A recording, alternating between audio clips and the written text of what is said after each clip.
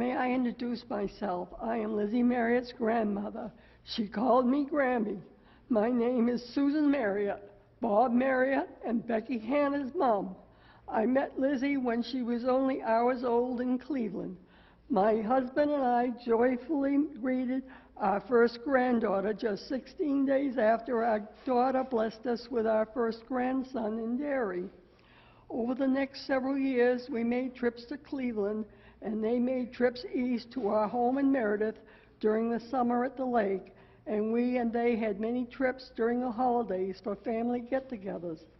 Melissa and Bob moved to Massachusetts, and a few years later, when Lizzie was in middle school, I stayed 4 days a week with her family for 5 months during Lizzie and her brothers every day after school, driving them to after-school activities and making dinner for the whole family.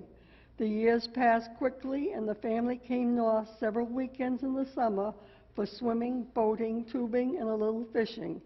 In her junior year, she was selected Queen of the Prom.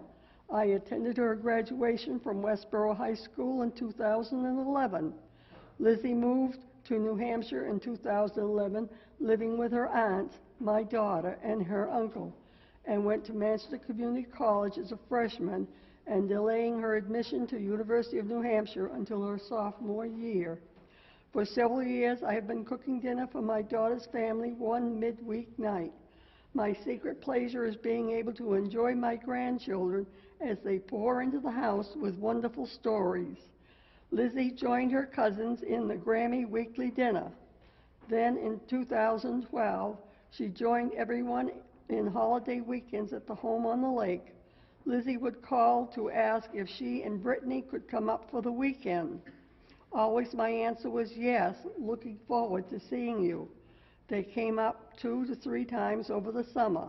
The last time they came up, they asked me to join them for dinner in town at our outdoor cafe. She drove me home and thanked me again for a great time. I saw her several times in the fall of 2012. I drove my daughters home on October 10th, mid-afternoon, to start preparing the weekly Grammy dinner. And shortly after I arrived, my daughter called me. She asked, "Is Lizzie there?" "No, I haven't seen her today." Now, to what I have to say about this despicable event that happened to Lizzie after having been invited to come over and see a movie. The monster who resided there was pressuring a young girl about Lizzie's age to find him slaves. Well, why did you wear gloves? Why did you stay behind her? Then you acted like a coward and murdered her. You must be so proud to be an EMT. I don't think your actions were part of that course. This is the only time I can be heard. In my 82 years, this is the most horrific event I have had to live through. When my husband died at home, it was as he wanted. I have been to this trial every day, watched your demeanor, listened to witnesses, including my daughter Becky Hanna, with her emotions overwhelming her, and my son's wife Melissa, so brief and grief-stricken. As Lizzie's family members come to be heard and express themselves, I will listen to their statements, as we all have had to experience a tragedy that should never have happened.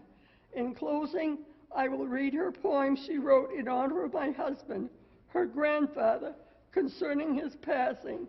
Perhaps in a way, she will speak to all of us.